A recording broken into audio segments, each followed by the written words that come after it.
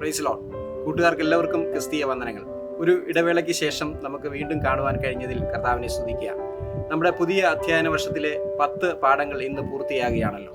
നാം നേരത്തെ അറിയിച്ചതനുസരിച്ച് ഓൺലൈൻ പരീക്ഷയാണ് അടുത്ത ഞായറാഴ്ച നമ്മൾ ക്രമീകരിച്ചിരിക്കുന്നത്. അടുത്ത ഞായറാഴ്ച 4 മണി മുതൽ 4:30 വരെയാണ് ഓൺലൈൻ എക്സാമിൻ്റെ സമയം. എല്ലാ കൂട്ടുകാരും ഇതുവരെ പഠിച്ച പാഠങ്ങളിൽ നിന്നുള്ള ഉത്തരങ്ങൾ എഴുതി നിങ്ങൾ ആ പരീക്ഷയിൽ വിജയിക്കണം എന്നുള്ള കാര്യം ഓർപ്പിക്കുകയാണ്. ഇതുവരെ നിങ്ങൾ സെൻട്രൽ സ്കൂളിൽ കാണിക്കുന്ന എല്ലാ താല്പര്യങ്ങൾക്കും പ്രത്യേക നന്ദി അറിയിക്കുകയാണ്. ദൈവം നിങ്ങളെല്ലാവരെയും ഈ ലോക്ക്ഡൗൺ സമയത്ത് സൂക്ഷിക്കുകയും അനുഗ്രഹിക്കുകയും ചെയ്യുമാറാകട്ടെ എന്ന് ആശംസിക്കുന്നു. കർത്താവ് നമ്മെ സഹായിക്കട്ടെ.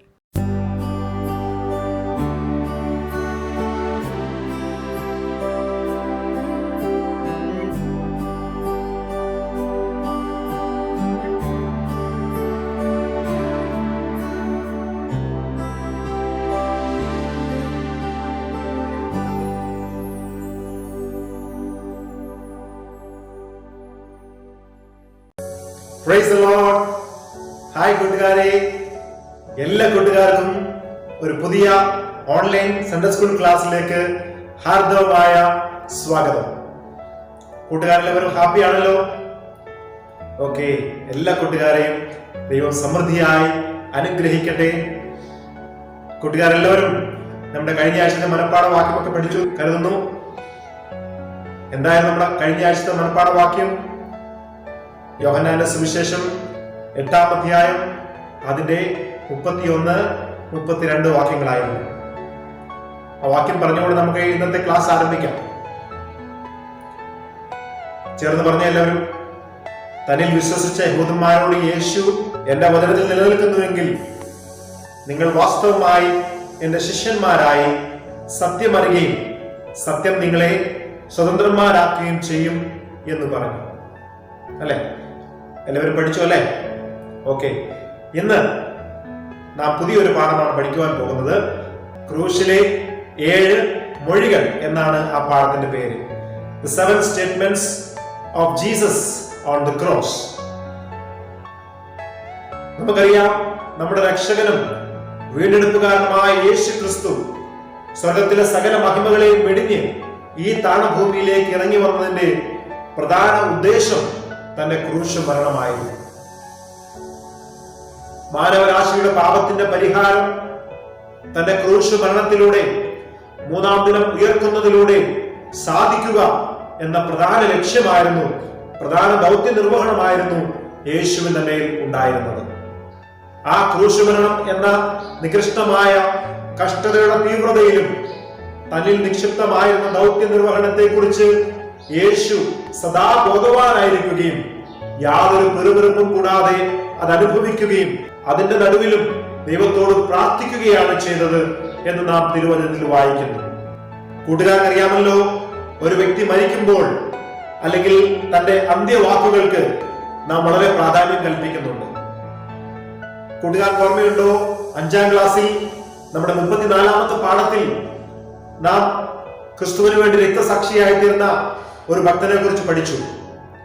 അദ്ദേഹത്തിന്റെ പേരായിരുന്നു പോളികാർപ്പ്. കൂട്ടുകാർക്ക് ഓർമ്മയുണ്ടോ? ഓക്കെ, അദ്ദേഹത്തിന്റെ രേഖാചിത്രമാണ് ഈ കാണുന്നത്.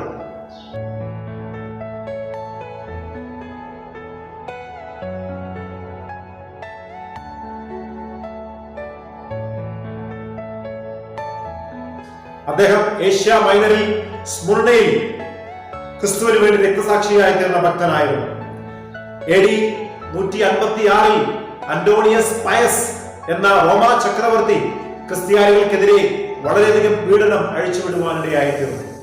അപ്പോസ്തലനായ യോഹന്നാന്റെ ശിഷ്യനായിരുന്ന ഈ പോളികാർപ്പിനെയും അവർ പിടിപ്പാനിടയായി തീർന്നു.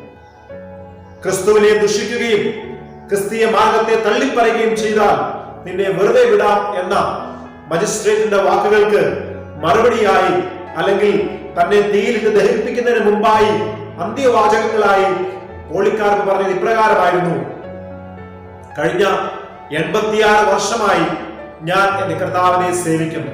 അവിടുന്ന് ഇതുവരെ ഒരു ദോഷവും എന്റെ ജീവിതത്തിൽ ചെയ്തിട്ടില്ല. പിന്നെ ഞാൻ എങ്ങനെ എന്നെ രക്ഷിച്ച എന്റെ രാജാവിനെ ദുഷിക്കും എന്നായിരുന്നു പോളികാർപ്പിന്റെ അന്ത്യവാചകങ്ങൾ. എന്നാൽ അതിലെല്ലാം എത്രയോ ശ്രേഷ്ഠമായതായിരുന്നു നമ്മുടെ രക്ഷകനും നമ്മുടെ വീണ്ടെടുപ്പുകാരനും നമ്മുടെ കർത്താവുമായ യേശു ക്രിസ്തു താൻ ക്രൂശിൽ കിടന്ന് പിടയുമ്പോൾ തന്റെ അന്ത്യവാചകങ്ങളായി പറഞ്ഞ മൊഴികൾ. ആ മൊഴികളിൽ 7 മൊഴികളാണ് ഇന്ന് നാം പഠിക്കുവാൻ പോകുന്നത്. കൂട്ടുകാർക്കറിയാമോ, ഈ റോമൻ ഭരണാധികാരികൾ ആർക്കാണ് ക്രൂശീകരണം എന്ന ശിക്ഷ വിധിച്ചിരുന്നത്? അടിമകൾക്കോ, വലിയ ദ്രോഹം ചെയ്യുന്നവർക്കോ, അതിക്രമക്കാർക്കോ, കുറ്റവാളികൾക്കോ മാത്രമാണ് ഈ റോമൻ ഭരണാധികാരികൾ ക്രൂശീകരണം എന്ന നികൃഷ്ടമായ ശിക്ഷ വിധിച്ചിരുന്നത്. യഹൂദന്മാരുടെ ന്യായപ്രമാണത്തിൽ മരത്തിന്മേൽ തൂങ്ങുന്നവരെല്ലാം ശപിക്കപ്പെട്ടവൻ എന്ന് എഴുതിയിരുന്നതിനാൽ യഹൂദന്മാർക്കും ഇതൊരു ശാപമായിരുന്നു. അത് മാത്രമല്ല, ക്രൂശ് യവനന്മാരെ സംബന്ധിച്ച്, യവനന്മാരായ അല്ലെങ്കിൽ ഗ്രീക്കുകാരായ ജാതികൾക്ക് അത് ഒരു ഭോഷത്വമായിരുന്നു. ഇപ്രകാരമുള്ള ഒരു ക്രൂശിൽ മനുഷ്യന്റെ പാപവും ശാപവും സകലതും വഹിച്ച് യേശു കർത്താവ് പിടഞ്ഞു മരിക്കുന്നതിന് തൊട്ട് മുമ്പ് പറഞ്ഞ 7 വഴികളാണ് ഇന്ന് നാം ഇവിടെ പഠിക്കുന്നത്. അതിൽ ഒന്നാമത്തെ യേശുവിന്റെ കുരിശിലെ വഴിയാണ്, പിതാവേ, ഇവർ ചെയ്യുന്നത് ഇന്നതെന്നറിയാകിയാൽ ഇവരോട് ക്ഷമിക്കണമേ. നമുക്കറിയാം, ഗോൽഗോഥായിൽ അല്ലെങ്കിൽ കാൽവറിയിൽ തലയോരം എന്ന സ്ഥലത്ത് യേശുവിനെ 2 കള്ളന്മാരുടെ നടുവിൽ ക്രൂശിപ്പാനിടയായിരുന്നു. ഇവൻ മറ്റുള്ളവരെ രക്ഷിച്ചുവല്ലോ, ദൈവം തെരഞ്ഞെടുത്ത ക്രിസ്തു എങ്കിൽ ഇവൻ തന്നെ തന്നെ രക്ഷിക്കട്ടെ, നീ യഹൂദന്മാരുടെ രാജാവെങ്കിൽ നിന്നെ തന്നെ രക്ഷിക്കാം എന്ന് അവിടെ കൂടിയിരുന്ന പടയാളികളും പ്രധാനികളും പരീശന്മാരും അവിടെ കൂടിയിരുന്ന യഹൂദരെല്ലാവരും യേശുവിനെ പരിഹസിച്ചു പറഞ്ഞു. അങ്ങനെ തന്നെ ക്രൂരമായി ഉപദ്രവിച്ച് കാലിലും പാണികളാൽ തറച്ച് തന്നെ ഉപദ്രവിച്ചവർക്ക് വേണ്ടി ചുടുചോര ഒഴുക്കുമ്പോഴും യേശു പ്രാർത്ഥിക്കുകയാണ്, പിതാവേ, ഇവർ ചെയ്തത് ഇന്നതെന്നറിയാകിയാൽ ഇവരോട് ക്ഷമിക്കണമേ. ശത്രുക്കൾക്ക് വേണ്ടി പ്രാർത്ഥിക്കുവാൻ അല്ലെങ്കിൽ ഉപദ്രവിക്കുന്നവരെ സ്നേഹിക്കുവാൻ പഠിപ്പിച്ച യേശുവിന്റെ നല്ല മാതൃകയാണ് ഇവിടെ നമുക്ക് ശ്രദ്ധിക്കുവാൻ കഴിയുന്നത്. കൂട്ടുകാരെ, ശത്രുക്കളെ സ്നേഹിക്കുവാൻ, നമ്മളെ ഉപദ്രവിക്കുന്നവർക്ക് വേണ്ടി പ്രാർത്ഥിക്കുവാൻ നമുക്ക് കഴിയുമോ? രണ്ടാമതായി യേശു കർത്താവ് കുരിശിൽ കിടന്നുകൊണ്ട് പറഞ്ഞ മൊഴിയാണ്, ഇന്ന് നീ എന്നോട് കൂടെ പരദീസയിലിരിക്കും എന്ന്.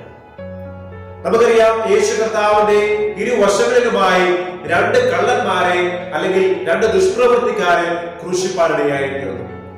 ആ കള്ളന്മാരിൽ ഒരുവൻ യേശുവിനെ ഇപ്രകാരം ദുഷിച്ചു പറയുവാനിടയായിരുന്നു, നീ ക്രിസ്തു അല്ലയോ, നിന്നെ തന്നെയും ഞങ്ങളെയും രക്ഷിക്കാം. അപ്പോൾ അത് കേട്ട് മറ്റേ കള്ളൻ ഇവരെ ശാസിപ്പാനിടയായിരുന്നു, നീ സമശിക്ഷാവിധിയിലായിട്ടും ദൈവത്തെ ഭയപ്പെടുന്നില്ലയോ, ഇവരോ അരുതാത്തതൊന്നും ചെയ്തിട്ടില്ല എന്ന് അവരെ ശാസിച്ച് പറയുവാനിടയായിരുന്നു. എന്നിട്ട് യേശുവേ, നീ രാജത്വം പ്രാപിച്ചു വരുമ്പോൾ എന്നെ കൂടി ഓർത്തുകൊള്ളണമേ എന്ന് ആ കള്ളൻ യേശുവിനോട് പറഞ്ഞപ്പോൾ യേശുവിന്റെ മറുപടിയായിരുന്നു, ഇന്ന് നീ എന്നോട് കൂടെ പരദീസയിൽ ഇരിക്കും എന്ന് ഞാൻ സത്യമായിട്ട് നിന്നോട് പറയുന്നു എന്ന് പറയുന്നു.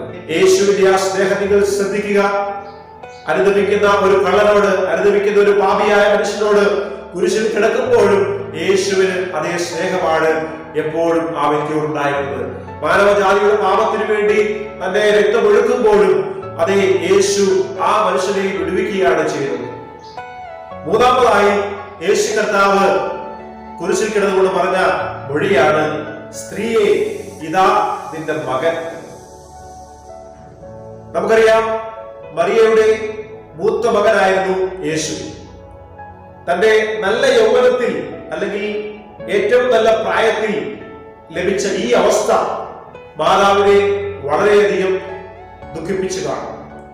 ഇതിനു മുമ്പ് തന്നെ യേശുവിന്റെ അപ്പനായ യോസഫ് മരിച്ചുപോയി. യേശുവിന്റെ ക്രൂശിനരികെ തന്റെ അമ്മയും താൻ സ്നേഹിച്ച പ്രിയ ശിഷ്യനായിരുന്ന യോഹന്നാനും നിൽക്കുന്നത് കണ്ടുകൊണ്ട് യേശു പറയുകയാണ്, സ്ത്രീയെ, ഇതാ നിന്റെ മകൻ എന്ന്.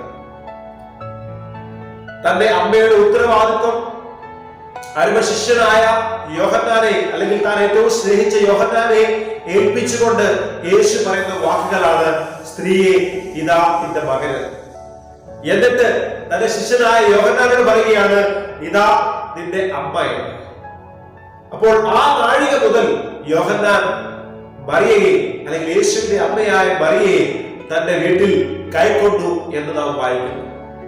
യേശുവിന്റെ ആ സ്നേഹം, അതേ ആ ഉത്തരവാദിത്വം തന്റെ അമ്മയെ തന്റെ അരമശിഷ്യനായ യോഹന്നാന്റെ കയ്യിൽ ഭരമേൽപ്പിച്ചിട്ടാണ് യേശു കുരിശിൽ അത് മരിപ്പാനിടയായി തീർന്നത്.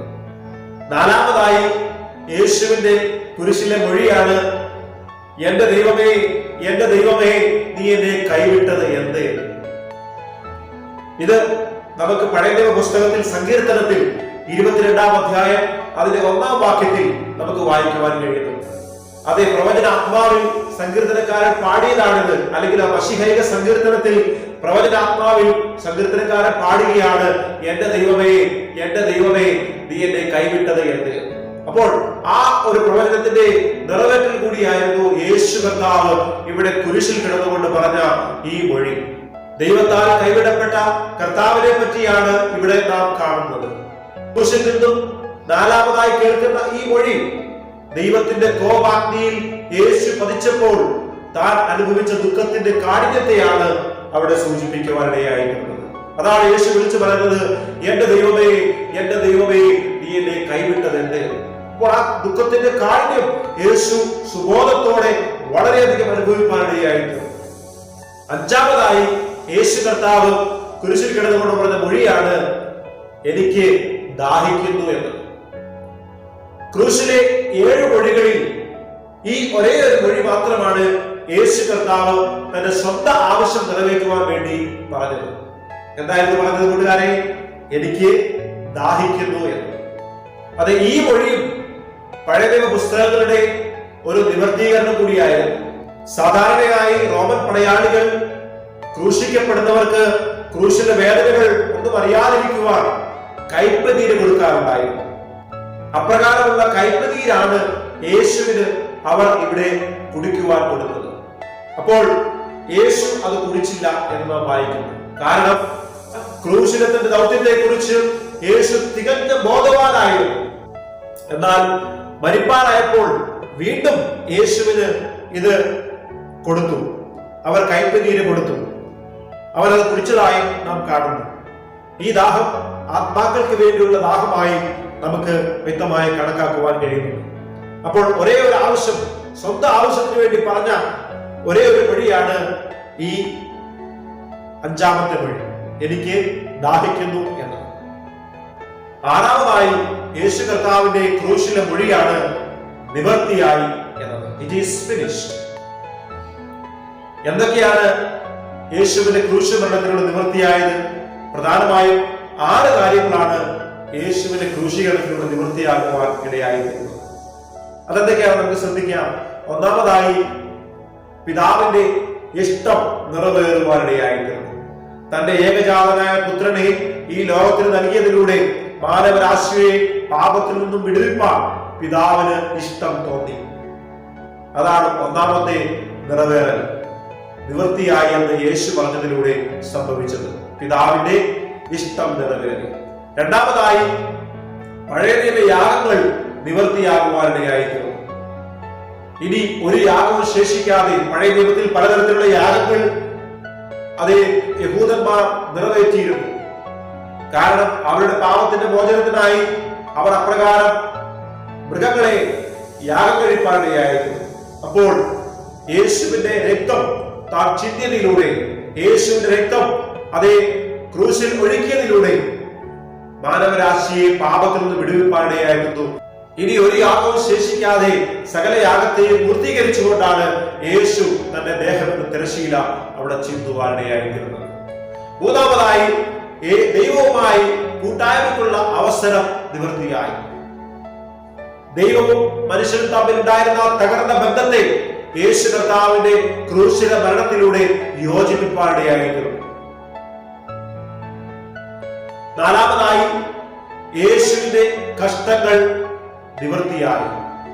ദൗത്യ നിർവഹണത്തിന് വേണ്ടിയായിരുന്നു യേശു ഈ ഭൂമിയിലേക്ക് ഇറങ്ങി വന്നത്. സ്വർഗത്തിലെ സകല മഹിമകളെ വെടിഞ്ഞ് ഈ താണഭൂമിയിലേക്ക് വന്നത് യേശു ക്രൂശിൽ മരിക്കുവാൻ തന്നെയാണ്. ഈ ദൗത്യ നിർവഹണം അവിടെ തികഞ്ഞതിലൂടെ യേശു കർത്താവിന്റെ കഷ്ടങ്ങൾ നിവൃത്തിയാകുവാനിടയായിട്ട്. അഞ്ചാമതായി തിരുവെഴുത്തുകൾ നിവൃത്തിയായി എന്ന് നാം വായിക്കുന്നു. പഴയ നിയമത്തിലെ അനേക പ്രവചനങ്ങൾ യേശുവിന്റെ ക്രൂശീകരണത്തിലൂടെ, ക്രൂശുമരണത്തിലൂടെ നിവൃത്തിയാകുവാനിടയായിത്തീർന്നു. ആറാമതായി സാത്താന്റെ പരാജയം സാധിപ്പാനിടയായിത്തീർന്നു. ഏദൻ തോട്ടത്തിൽ പാപത്തിൽ മനുഷ്യനെ വീഴിച്ച് വിജയിച്ച സാത്താനെ യേശു കർത്താവ് ഇവിടെ ക്രൂശിൽ മരിക്കുന്നതിലൂടെ പരാജയപ്പെടുത്തുകയാണ് ചെയ്തത്. തന്റെ ആ വിജയത്തെ ഇവിടെ യേശു പരാജയമാക്കി തീർക്കുകയാണ് ചെയ്യുന്നത്. അപ്പോൾ ഈ 6 കാര്യങ്ങളാണ് നിവൃത്തിയായി എന്ന് യേശു ക്രൂശിൽ കിടന്നുകൊണ്ട് പറഞ്ഞതിലൂടെ സംഭവിക്കാനിടയായിത്തീർന്നത്. അത് മാത്രമല്ല, മനുഷ്യന്റെ രക്ഷയ്ക്ക് ആവശ്യമായ സകലതും ഈ ക്രൂശിലൂടെ നിവൃത്തിയാകുവാനിടയായിത്തീർന്നു. ഏഴാമതായി, അവസാനമായി യേശു കർത്താവ് ക്രൂശിൽ കിടന്നുകൊണ്ട് പറഞ്ഞതാണ്, പിതാവേ, എന്റെ ആത്മാവിനെ ഞാൻ തൃക്കൈയിൽ ഭരമേൽപ്പിക്കുന്നു. യേശുവിന്റെ ക്രൂശിലെ അവസാന വാക്കുകളാണ്. ഈ 7ാമത്തെ വഴി പിതാവുമായിട്ടുള്ള നിത്യബന്ധത്തിൽ യേശു പ്രവേശിക്കുന്നതിനെയാണ് കാണിക്കുന്നത്. ഇത് പറഞ്ഞിട്ട് യേശു തന്റെ പ്രാണനെ വിടുവാനിടയായിരിക്കുന്നു. അപ്പോൾ യേശുവിന്റെ ഓരോ വാക്കുകളും അർത്ഥസമ്പുഷ്ടമായിരുന്നു. അത് യേശു ക്രൂശിൽ കിടന്നുകൊണ്ട് വെറുതെ ഒന്നും പറഞ്ഞതല്ല. വളരെയധികം അർത്ഥസമ്പുഷ്ടമായ വാക്കുകളായിരുന്നു യേശു ക്രൂശിൽ കിടന്നുകൊണ്ട് പറഞ്ഞത്.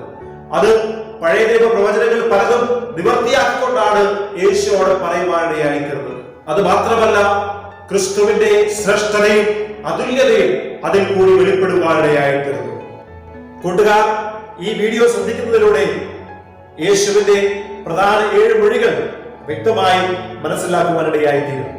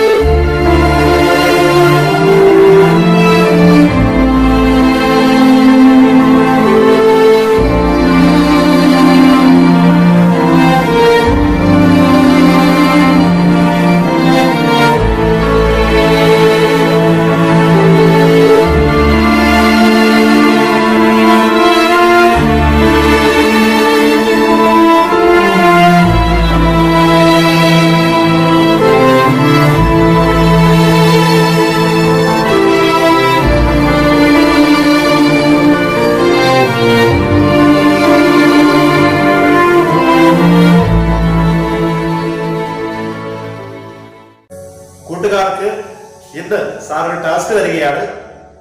ക്രിസ്തുവിന്റെ ക്രൂശിലെ ഈ 7 മൊഴികളും വ്യക്തമായി റെഫറൻസ് സഹിതം ഒരു ചാർട്ട് പേപ്പറിൽ നിങ്ങൾ വ്യക്തമായി എഴുതുക. നിങ്ങളുടെ സൺഡേ സ്കൂൾ ടീച്ചർക്കോ അല്ലെങ്കിൽ എഡിക്കോ അയച്ചു തരിക. ഇന്നത്തെ നമ്മുടെ മനപ്പാഠ വാക്യം എന്താണെന്ന് അറിയാമോ? ലൂക്കോസിന്റെ സുവിശേഷം 23-ാം അധ്യായം അതിന്റെ 34-ാം വാക്യമാണ്. ഞാൻ വായിക്കാം, കൂട്ടുകാർ ശ്രദ്ധിക്കുക. എന്നാൽ യേശു, പിതാവേ, ഇവർ ചെയ്യുന്നത് ഇന്നതെന്ന് അറിയായതുകൊണ്ട് ഇവരോട് ക്ഷമിക്കണമേ എന്ന് പറഞ്ഞു. അനന്തരം അവർ അവന്റെ വസ്ത്രം വിഭാഗിച്ചു ചീട്ടിട്ടു. കൂട്ടുകാരെ, നമുക്ക് ഒരുമിച്ച് വായിക്കാം മനപ്പാഠം. ലൂക്കോസ് 23:34. എന്നാൽ യേശു, പിതാവേ, ഇവർ ചെയ്യുന്നത് ഇന്നത് എന്ന് അറിയായകൊണ്ട് ഇവരോട് ക്ഷമിക്കണമേ എന്ന് പറഞ്ഞു.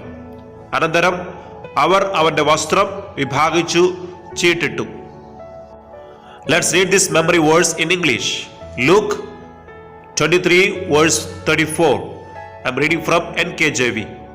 Then Jesus said, Father, forgive them, for they do not know what they do. And they divided his garments and cast lots. ഈ വാക്യം കൂട്ടുകാർ ഹൃദയസ്ഥമാക്കുക. അടുത്തതായി നമുക്ക് ഈ പാഠത്തിലെ ചോദ്യോത്തരങ്ങൾ ശ്രദ്ധിക്കാം. യഹൂദരുടെയും റോമാക്കാരുടെയും യവനന്റെയും ക്രൂശീകരണത്തെ പറ്റിയുള്ള കാഴ്ചപ്പാട് എന്തെല്ലാം? What are the views of the Jews, Romans and the Greeks regarding death on the cross? ഉത്തരം: യഹൂദന് ക്രൂശ് ഒരു ശാപമായിരുന്നപ്പോൾ യവനന്മാർക്ക് ഒരു ഭോഷത്വമായിരുന്നു. അടിമകൾക്കോ വലിയ ദ്രോഹം ചെയ്യുന്നവർക്കോ മാത്രമായിരുന്നു റോമാക്കാർ ക്രൂശീകരണം എന്ന ശിക്ഷ നൽകിയിരുന്നത്. When the cross was a curse to the Jews, it was a folly to the Greeks. The Romans crucified only slaves or those who did great harm. രണ്ടാമത്തെ ചോദ്യം വിട്ടുപോയ ഭാഗം പൂരിപ്പിക്കുവാനാണ്. യഹൂദ ന്യായപ്രമാണം അനുസരിച്ച് മരത്തിന്മേൽ തൂങ്ങുന്നവൻ ഡാഷ് ആണ്.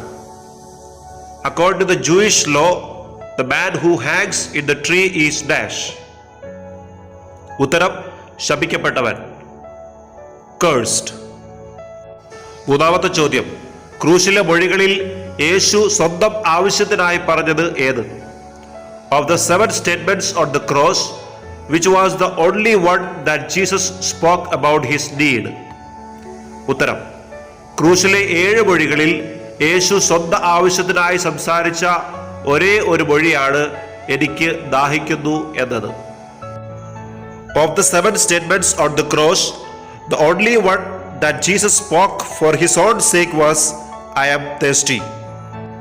നാലാമത്തെ ചോദ്യം, എന്തൊക്കെയാണ് ക്രൂശ് മരണത്തിലൂടെ നിവൃത്തിയായത്? പ്രധാനമായും 6 കാര്യങ്ങളാണ് യേശുവിന്റെ ക്രൂശ് മരണത്തിലൂടെ നിവൃത്തിയായത്. 1. പിതാവിന്റെ ഇഷ്ടം നിറവേറി. 2. പഴയ നിയമ യാഗങ്ങൾ നിവൃത്തിയായി. 3. ദൈവവുമായുള്ള കൂട്ടായ്മയ്ക്ക് അവസരം നിവൃത്തിയായി. 4. യേശുവിന്റെ കഷ്ടങ്ങൾ നിവൃത്തിയായി. 5. തിരുവെഴുത്തുകൾ നിവൃത്തിയായി. 6. സാത്താന്റെ പരാജയം സാധിച്ചു. What were finished through Jesus' death on the cross?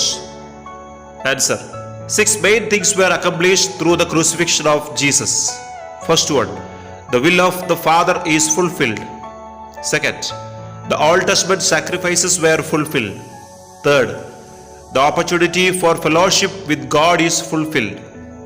Fourth, Jesus' suffering was fulfilled. Fifth, the scriptures are fulfilled. And the last word is, Satan was defeated. അവസാനത്തെ ചോദ്യം, ക്രൂശിലെ ക്രിസ്തുവിന്റെ 7 മൊഴികൾ എഴുതുക. ഉത്തരം: 1. പിതാവേ, ഇവരോട് ക്ഷമിക്കണമേ. 2. ഇന്ന് നീ എന്നോടുകൂടെ പർദീസയിൽ ഇരിക്കും. 3. സ്ത്രീയെ, ഇതാ നിന്റെ മകൻ. 4. എന്റെ ദൈവമേ, എന്റെ ദൈവമേ, നീ എന്നെ കൈവിട്ടതെന്ത്? 5. എനിക്ക് ദാഹിക്കുന്നു. 6. നിവൃത്തിയായി. 7. പിതാവേ, എന്റെ ആത്മാവിനെ തൃക്കൈയിൽ ഭരമേൽപ്പിക്കുന്നു. Write down the 7 statements on the cross. Answer: first one is, Father, forgive them, Second, today you will be with me in paradise. Third, woman, here is your son. Fourth, my God, why hast thou forsaken me? Fifth, I am thirsty. Sixth, it is finished. Seventh, Father, into thy hands I entrust my spirit. നമ്മുടെ class ഇവിടെ wind up ചെയ്യാനുള്ള സമയമായി. നമുക്ക് ഒരുമിച്ച് പ്രാർത്ഥിക്കാം. കൂട്ടുകാരെല്ലാവരും കണ്ണിലടയ്ക്കൂ, പ്രാർത്ഥിക്കാം. ഞങ്ങളെ സ്നേഹിക്കുന്ന ഞങ്ങളെ സ്വർഗീയ നല്ല പിതാവേ, അനുഗ്രഹിക്കുന്ന സമയത്തിനായി സ്തോത്രം ചെയ്യുന്നു. കർത്താവേ, ഞങ്ങളുടെ രക്ഷകനും ഞങ്ങളുടെ വീണ്ടെടുപ്പുകാരനുമായ യേശു ക്രൂശിൽ കിടന്നുകൊണ്ട് പറഞ്ഞ 7 മൊഴികളെ പറ്റി പഠിക്കുവാൻ കർത്താവ് ഞങ്ങളെ സഹായിച്ചതിനായി സ്തോത്രം ചെയ്യുന്നു. തന്നെ ദുഷിച്ചവരോടും നിന്ദിച്ചവരോടും യാതൊരു മുറിവുറുപ്പും കൂടാതെ അവർക്ക് വേണ്ടി പ്രാർത്ഥിച്ച കർത്താവിന്റെ മാതൃകയെ ഞങ്ങൾ പിൻപറ്റുവാൻ ദൈവം സഹായിക്കണമേ. ശത്രുക്കൾക്ക് വേണ്ടി പ്രാർത്ഥിച്ച ആ യേശുവിന്റെ നല്ല മാതൃകയെ പിൻപറ്റുവാൻ എല്ലാ കൂട്ടുകാരെയും കർത്താവ് സഹായിക്കണമേ എന്ന് പ്രാർത്ഥിക്കുന്നു. വചനം പഠിക്കുന്ന എല്ലാ കുഞ്ഞുങ്ങളെയും കർത്താവ് സമൃദ്ധിയായി അനുഗ്രഹിക്കണമേ എന്ന് പ്രാർത്ഥിക്കുകയാണ്. ദൈവകൃപയിൽ അവരെ വർദ്ധിച്ചു വരുവാൻ കർത്താവ് സഹായിക്കണമേ. ഒരുമിച്ച് അനുഗ്രഹിക്കണം, സഹായിക്കണം. പ്രാർത്ഥനകടനായി സ്തോത്രം യേശുവിൻ നാമത്തിൽ തന്നെ. ആമേൻ, ആമേൻ. God bless you. കൂട്ടുകാരെ, 2000-ൽ പരം വർഷങ്ങൾക്ക് മുമ്പ് യേശു കർത്താവ് ക്രൂശിൽ കിടന്നുകൊണ്ട് പറഞ്ഞ ഈ മൊഴികൾ ഇന്നും അനേകർക്ക് ജീവനും ചൈതന്യവും പകർന്നതാകിയാൽ ഈ മൊഴികൾ നമ്മൾക്കും ഹൃദിസ്ഥമാക്കാം. ദൈവമായ കർത്താവ് എല്ലാ കൂട്ടുകാരെയും അനുഗ്രഹിക്കട്ടെ. God bless you all.